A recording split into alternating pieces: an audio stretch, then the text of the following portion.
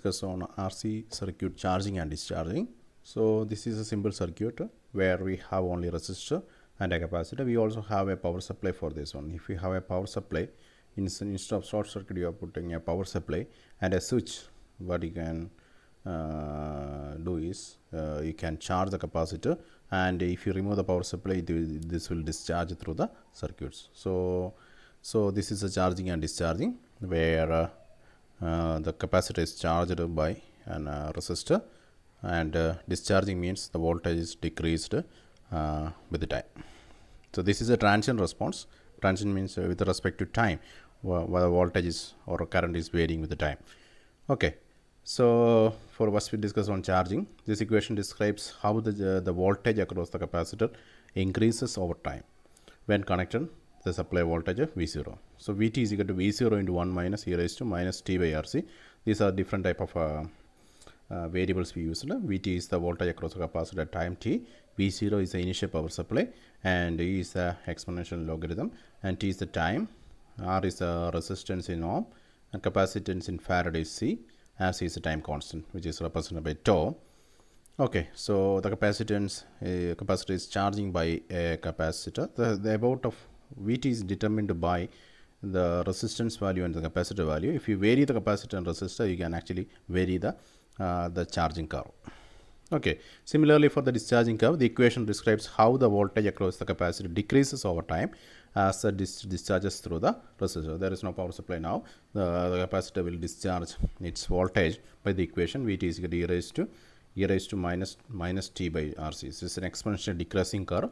Again, the values are similar to the charging capacitor, and here also the R and C will determine how fast the capacitor will discharge through the resistor.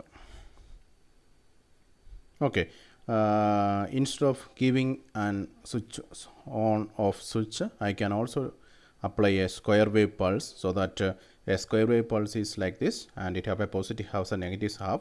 And the positive half will actually you are switching on the power supply, and after some time I will switch off, then this becomes 0, and this cycle will repeat. Okay, so I have to give a square wave pulse instead of the power supply and the switch, and I have a resistor and capacitor now. Then I look at this input voltage. Input will be a square wave pulse, and if I look for the output voltage, the output voltage will vary as charging here. This voltage is applying, this will charge to a particular voltage, and if I is removing this power supply, this will discharge, and this cycle repeats. Okay, let's see, we can implement this one in the LTspice.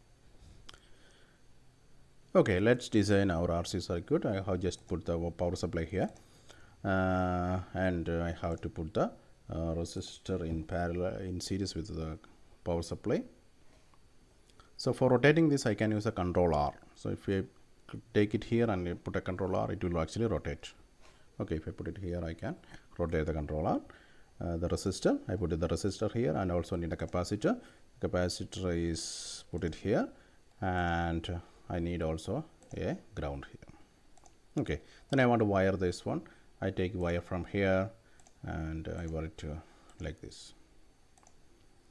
Okay, so I wired the components. Then the remaining is the ground. I put the ground here.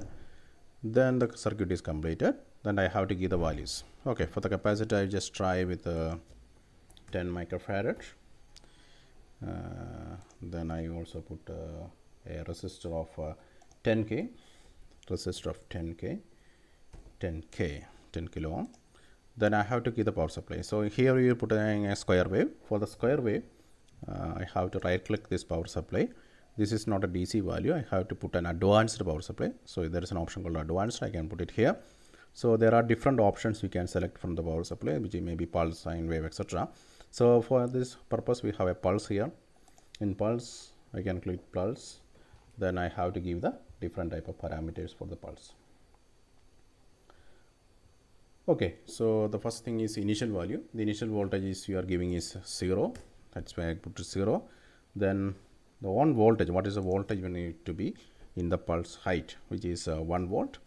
Then there is a delay option. I don't have any delay. It should T delay should be 0. Rise time should be very small, I have given. And time for on. Time for on means what is the time it should be on. So the pulse is like this. What is the time it's for on. For that I have to first look at for the period. Time period I am giving as 1 millisecond. Then I will put half of the time it is on, which means I have to give a 0.5 milli as my T on time. Okay, which means that the period is 1 milli. Therefore 0.5 it will be on, 0.5 will be or T will be off, and it will be repeated. Okay, so this will become in the window. So I can move these parameters to one side. There is an option called move. So I can click in this one and put it suitable position in the window. Okay, the last thing is I have to simulate the circuit. For that I have to go to my .ac, or you can also configure analysis here also. Right clicking, you can get the configure analysis. So in this option actually we are studying with the time. The voltage is varying with the time. So you need to transient analysis. So for that I have to give the stop time. So how much time it should be stopped. So I am giving a value of 10 second now. 10 second. Then remaining time I am not giving.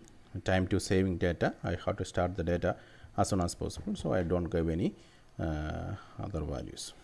Okay, that's all. So this is the simulation parameter. So I also put it here.